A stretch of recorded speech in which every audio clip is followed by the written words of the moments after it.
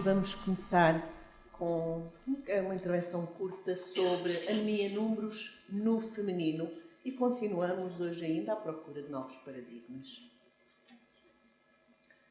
Como não havia números do terreno quanto à prevalência da anemia em Portugal, uma das primeiras atividades do Anemia Working Group foi, de facto, procurar estes números de prevalência da anemia e do déficit de ferro em Portugal, que estava estimado em 15% pela OMS, mas que, de facto, não havia qualquer estudo real no terreno. Deste estudo, concluímos que a prevalência global da anemia era de 20,4%, bem acima do que estava previsto estimado pela OMS, que era de 15%, portanto, um problema de saúde pública que, em muito mais de metade dos casos, perto de 80% dos casos, não era conhecido dos doentes. Portanto, uma baixa percepção da anemia. Metade destes casos eram anemia ferropénica, portanto, muito menos ainda da ferropénia, como é evidente, e identificámos alguns grupos de risco. Mulheres em idade fértil e mulheres grávidas. E é sobre estes números que nos vamos debruçar hoje, uma vez que era necessário aumentar a percepção da anemia e da ferropénia entre nós, para que os diagnósticos sejam mais precoces e os tratamentos também mais precoces e mais adequados. Uma das sensibilizações foi feita através de campanhas de rua, rastreios, no fundo, e é sobre estes números que nos vamos debruçar um bocadinho agora, sendo que assumimos perfeitamente os vários enviesamentos inerentes a este tipo de metodologia, que geralmente valem pelos grandes números e que nos dão alguns ensinamentos. E, portanto, vamos ver os resultados de 135 rastreios feitos em Portugal continental entre 2013 e 2017, em que doseámos por point of care hemoglobina e ferritina, os voluntários, naturalmente. Adotámos como diagnóstico da anemia os cut-offs da OMS e recolhemos informação sobre a forma de inquérito sobre dados demográficos, mas também possíveis sintomas e sinais de anemia, antecedentes que pudessem indicar a presença desta síndrome, nomeadamente doença crónica, se o doente sabia ou não sabia, se estava medicado ou não estava medicado. Foram rastreios feitos, na sua maioria, em farmácias, centros comerciais, congressos médicos, mas também instituições de saúde privadas e públicas, empresas, enfim, um conjunto de locais diferentes uns dos outros, em que juntámos dados de mais de 11 mil indivíduos adultos entre os 18 e os 99 anos, em que a grande maioria, como sempre, de quem adere a estes rastreios são as mulheres. E, portanto, é esse o nosso foco hoje. De entre estas mulheres, 10%, mais de 1000 grávidas, foram rastreadas. Como sabem, não existem grandes casuísticas nesta área, portanto, por isso nos debruçamos um pouco mais sobre este assunto. Prevalência da anemia por género. Como também já sabíamos do Empire, voltámos a constatar que as mulheres têm uma maior prevalência de anemia, mais de metade têm anemia, e que isto é significativo quando comparado com o total dos homens. Comparação de homens, na sua totalidade, com mulheres não grávidas. Em relação à ferropénia, um pouco a mesma coisa. Constatamos que as mulheres têm mais ferropénia, uma maior prevalência. Aqui, ferritinas abaixo dos 15, abaixo dos 30, abaixo dos 50 e mais de 50. E constatamos que 64% das mulheres não grávidas tinham uma ferritina inferior a 30, o que é claramente significativo. E aqui as medianas da ferritina, 50 para os homens, 11 para as mulheres. Quanto à prevalência de sinais e sintomas, tem aqui indivíduos na totalidade com anemia e indivíduos sem anemia, e reparem que os que tinham anemia medida tinham de facto mais sintomas, e este resultado é também significativo, do que os que não tinham mais sintomas e sinais eventualmente compatíveis, cansaço, evidência de perdas, enfim, aqueles sintomas e sinais todos que são inespecíficos, mas que são correlacionáveis com a anemia.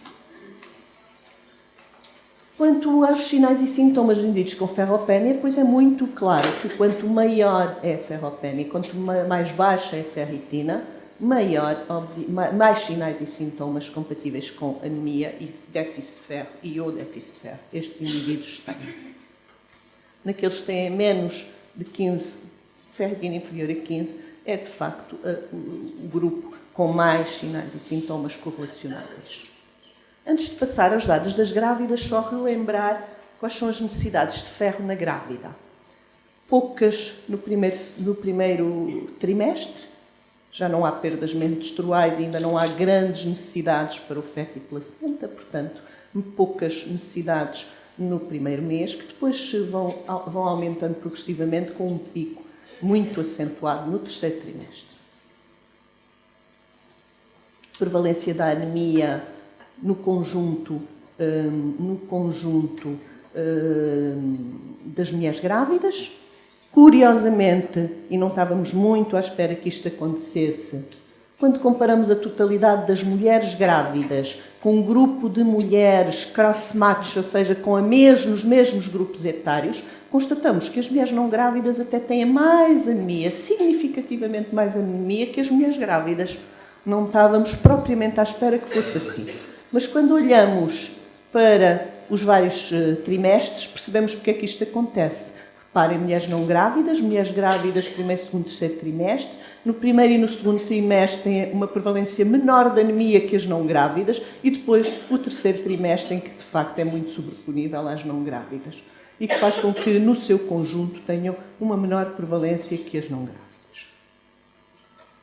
Isto é verdade para todos os grupos etários. Em relação à ferropénia, a mesma coisa, não é significativo, todavia, temos muito semelhante, o conjunto das grávidas e das não grávidas no mesmo grupo etário tem a mesma prevalência de ferropénia, que é grande, como veem, mais de quase 80% dos indivíduos das mulheres têm ferropénia, quer num, quer noutro dos grupos. 96% das grávidas no terceiro trimestre têm ferritinas abaixo dos 50, ou seja, 4% terão mais que 50, dos quais apenas 2% terão mais de 70, que é o cutoff indicado pelas NOCs para suplementar com ferro.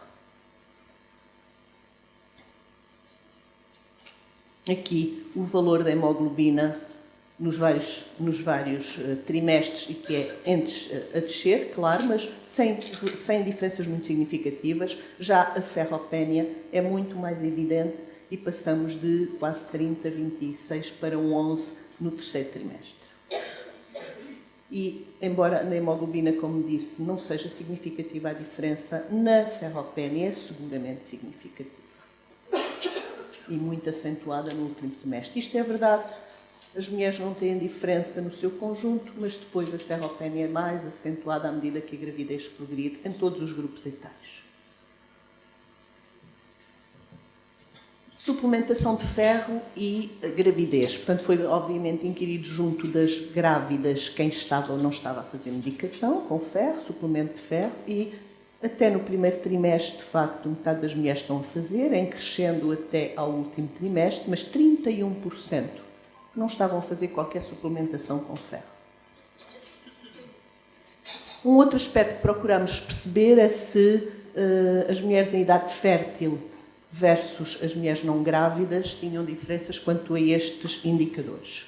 E o que constatamos é que as mulheres em idade fértil têm mais anemia, maior prevalência de anemia, o que é mais ou menos expectável devido às perdas.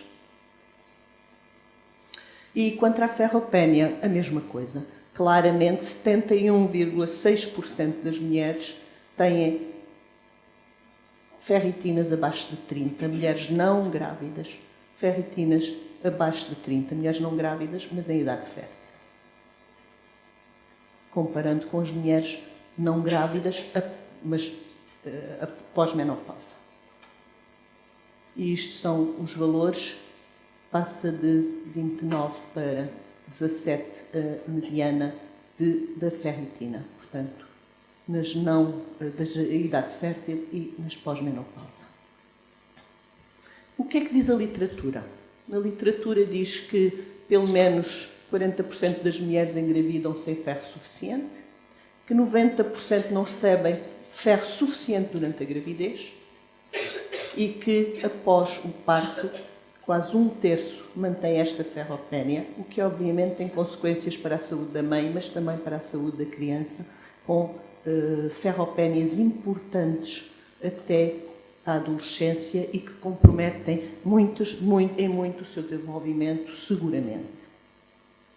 Portanto, para terminar, o diagnóstico precoce da ferropénia. O que é que dizem as normas quanto à ferropénia nestas mulheres? Que o diagnóstico precoce seguido de terapêutica diminui, obviamente, as necessidades de transfusão, nomeadamente durante e no periparto, que deve ser feito o doseamento de ferritina e devem ser tratadas estas mulheres, e é um nível de evidência B que é significativo. Devem iniciar ferro oral as mulheres que têm menos de 70 de ferritina e ficar, obviamente, o ferro endovenoso para aquelas que não o toleram ou que têm alguma outra contraindicação. Contudo, o que acontece quando vamos ver o boletim da grávida, onde estão especificadas as análises que a grávida deve fazer ao longo dos 3 trimestres de gravidez, não vemos qualquer referência à ferritina. Dito isto, não há dúvida de que os dados da vida real corroboram os dados do estudo Empire quanto aos grupos de risco. A anemia é um problema de saúde pública em Portugal, especialmente nas mulheres. A ferropénia com e sem anemia é muito relevante e com uma elevada prevalência. As mulheres em idade fértil e as grávidas são, obviamente, um grupo de risco acrescido. É necessário implementar programas para a detecção e tratamento da ferropénia com e sem anemia, com especial ênfase para estes grupos de risco. E na grávida, cerca de metade das mulheres já tem ferropénia quando engravida, antes de engravidar. A determinação da ferritina não consta do boletim de saúde e, portanto, apesar de preconizado na GNOC, e, portanto, será com certeza uma falha, e muitas destas ferropénias ficarão subdiagnosticadas e, portanto, não serão tratadas. É necessário uniformizar as várias orientações, as várias NOCs existentes sobre estes assuntos, relativamente à anemia e à ferropénia na gravidez, e repensar provavelmente o timing da suplementação de ferro durante a gravidez e antes da gravidez, muito provavelmente. Não há dúvida que nós temos tentado impulsionar aqui uma mudança de paradigma em relação a estes assuntos, nomeadamente juntámos peritos da área materno-infantil e elaborámos um documento de consenso que tencionamos submeter aos decisores no sentido de virmos a modificar algumas destas orientações, a homogeneizá-las pelo menos, e, de facto, termos novos paradigmas em relação a estes assuntos. Paradigmas que queremos mudar, nós, mulheres, muito mais que qualquer outro, se bem que existam alguns paradigmas que nós não temos qualquer pressa para mudar. Muito obrigada.